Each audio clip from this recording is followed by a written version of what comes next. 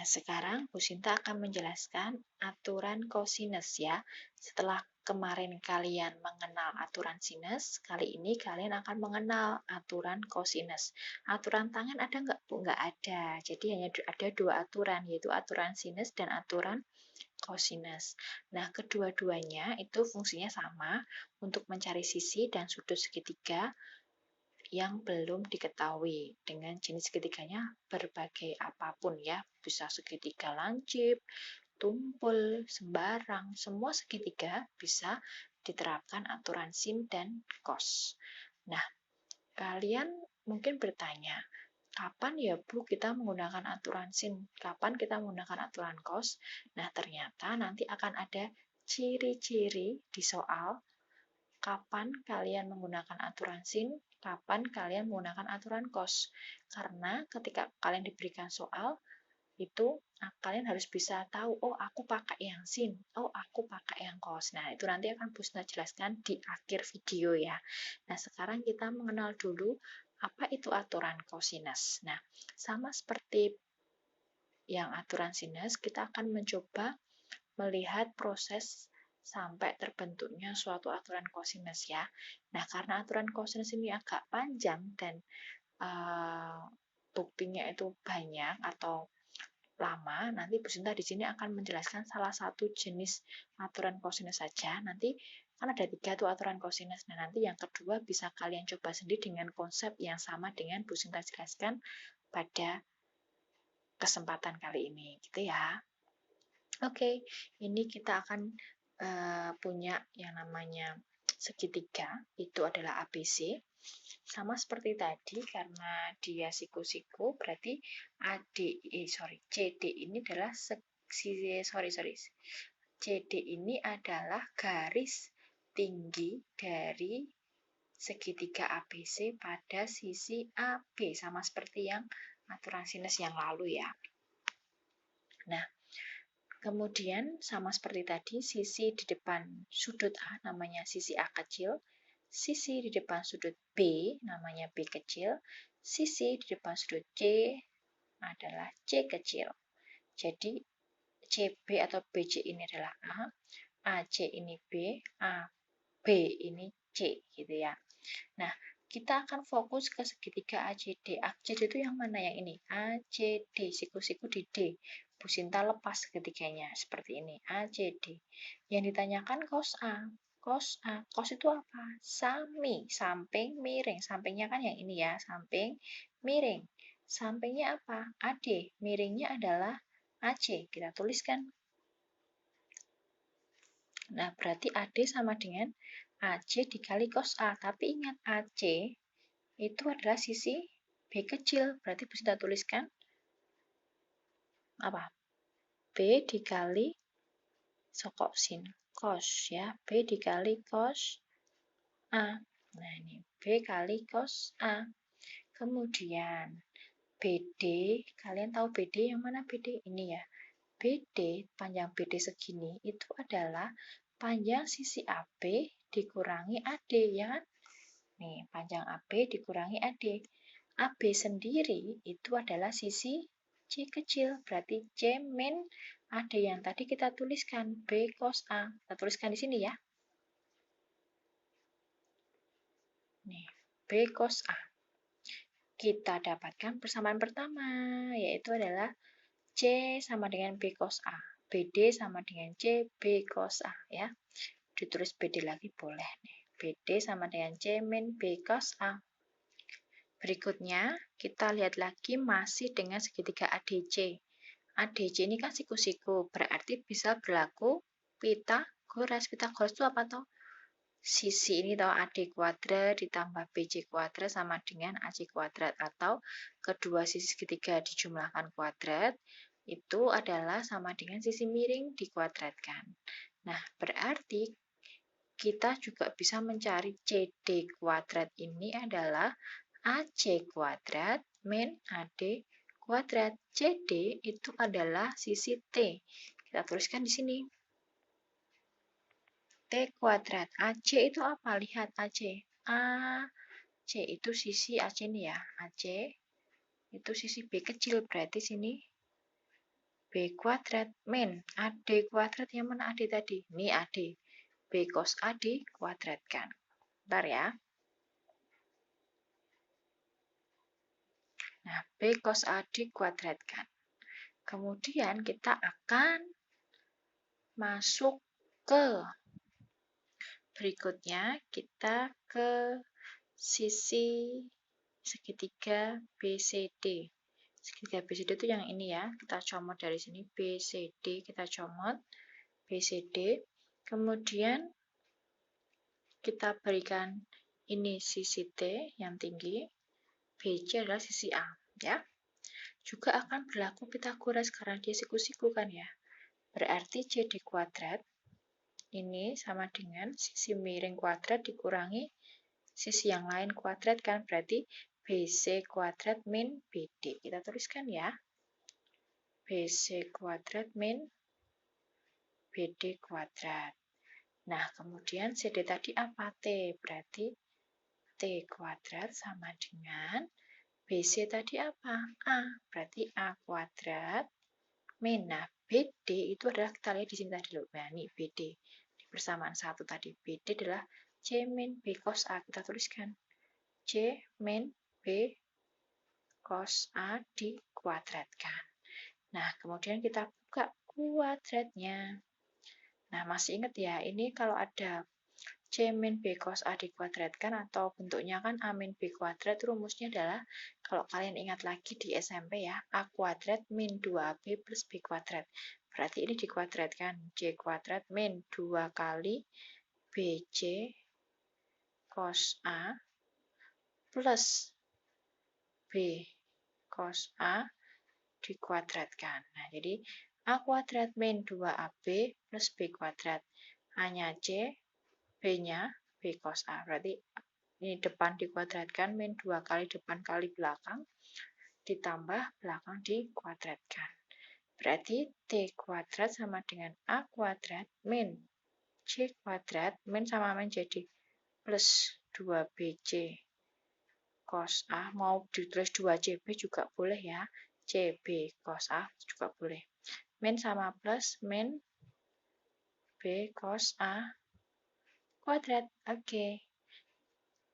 Nah, dari persamaan yang tadi ya, 2 dan 3, yang mana yang ini tadi? 2 dan 3 ini ya, 2 dan 3, ini kan sama-sama T kuadrat ya, sama-sama T kuadrat. Nah, ini kita akan samakan, oke? Seret. Nah, seperti ini. A kuadrat min C kuadrat plus 2BC cos A min B cos A kuadrat sama dengan B kuadrat min B cos A kuadrat. Nah, kita pengen bikin A kuadrat sama dengan, berarti kita tuliskan ini ya, B kuadrat dulu. B kuadrat min C kuadrat pindah ruas jadi plus C kuadrat plus 2BC cos A, kita pindah ruas jadi min 2BC kali cos A min B cos A kuadrat pindah jadi plus B cos A kuadrat. Ini masih susah ya. Min B cos, kok kabur. A kuadrat. Nah, ini plus min kan hilang ya. Habis. Berarti kita dapatkan A kuadrat sama dengan B kuadrat plus C kuadrat min 2BC cos A.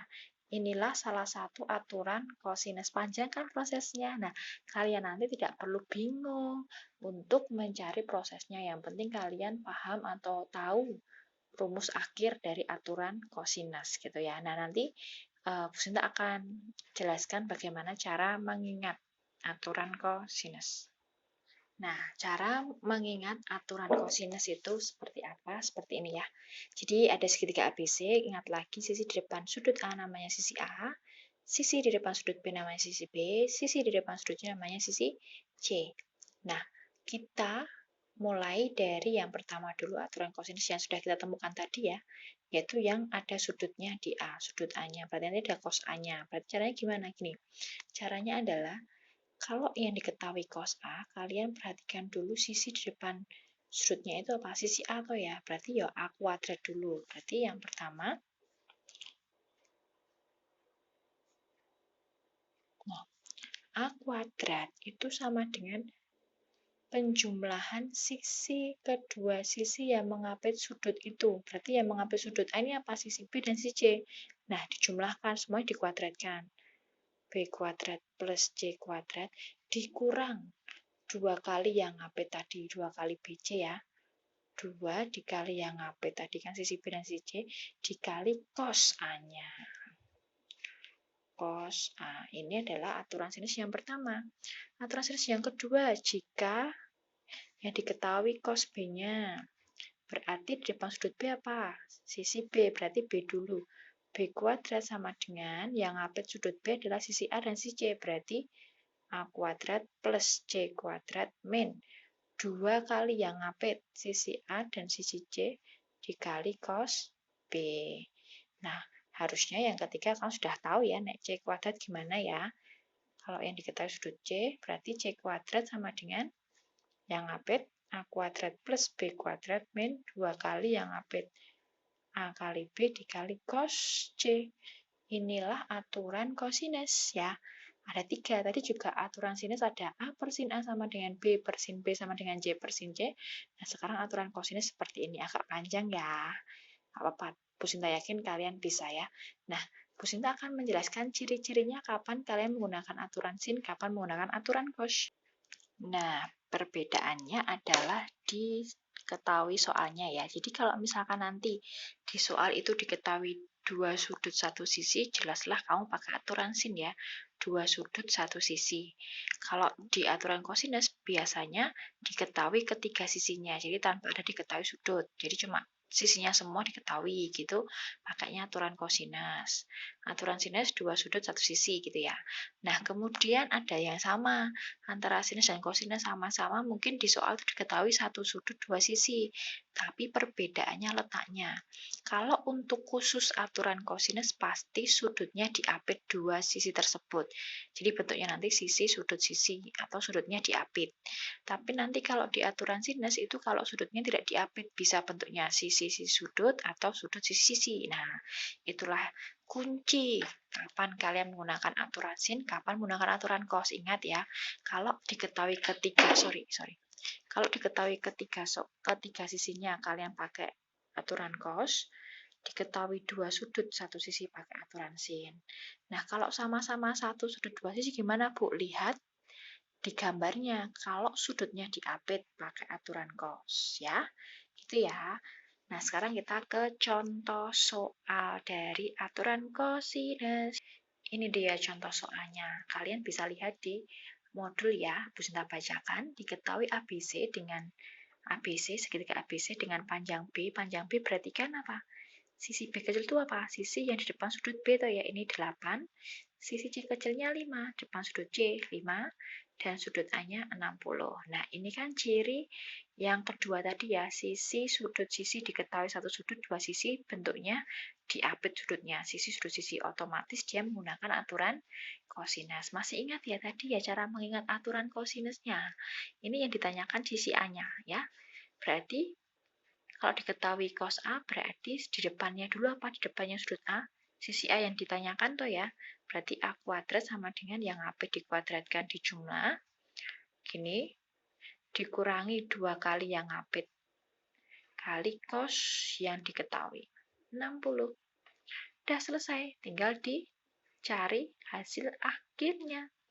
Berarti 64 ditambah 25 min 2 kali 8 kali 5, 8 kali 5, 40, kali 2, 80, cos 60 setengah, coret-coret, dapat 40. Nah, kemudian 64 ditambah 25 dikurangi 40. Hasilnya adalah 49. Padahal yang ditanyakan cuma A tuh ya, berarti A itu akar dari 49 berapa? 7. Oh, berarti hasilnya adalah 7 cm. Sekarang ke contoh yang kedua. Di dalam soal dikatakan, pada segitiga PQR diketahui PR6, kemudian QR2 akar 7, dan PQ adalah 4. Nah, ini ciri yang kedua tadi tuh ya, aturan kosinus diketahui ketiga sisinya. Kalian yang diminta adalah menanyakan tentang sudut P-nya berapa. Sudut P berapa? Nah, Kalau seperti ini, tetap kalian menggunakan aturan kosinus. Caranya gimana? Bukan sudutnya nggak diketahui, malah disuruh dicari. Nah, tetap kita bisa menggunakan aturan kosinus. Caranya seperti ini. Sudutnya yang ditanyakan kan ini, sama. Fokusnya pasti di depan sudutnya itu namanya sisi apa dulu? Sisi ini toh. Nah, kita tuliskan duluan. Berarti 2 akar 7 dikuadratkan, ya kan? Pokoknya fokusnya ke depan sudut yang ditanyakan atau diketahui. Itu ditulis duluan. Berarti ini tuh ya, 2 akar 7 kuadrat sama dengan yang ngapet sudutnya itu dikuadratkan di jumlah. 6 kuadrat ditambah 4 kuadrat min 2 kali yang ngapet tadi 6 kali 4 dikali cos yang ditanyakan cos B. Walaupun nanti ditanyakan sudutnya aja ya, tapi tetap menggunakan aturan cos dulu. Oke, kita hitung 2 akar 7 itu artinya 2 kali 2, 2 pangkat 2. 2 pangkat 2, 4. Akar 7 dipangkatkan jadi 7. 6 kuadrat 36. 16 min 2 kali 6, 12 kali 4, 48. Cos B. 4 kali 7 berapa? 28. 36 ditambah 16 min 48 cos B. Nah, kemudian biar lebih mudah, kita pindah aja ya, 48 cos B-nya pindah ruas di sini. 48 cos B. 36 tambah 16 itu adalah 52. Dikurangi ya, pindah ruas 28. 48 cos B itu sama dengan 24. Berarti cos B sama dengan 24 per ini kan ya, dipindah ruas 48 didapatkan setengah. Sama seperti tadi. Cos nggak setengah berarti berapa sudutnya? 60. Selesai. Nah, inilah tadi tentang aturan kosinus. Semoga kalian paham ya. Kuncinya selalu lihat sudut yang ditanyakan atau diketahui. Tulis awal dulu yang di depan sudutnya itu ya. Oke. Terima kasih. Semoga kalian paham.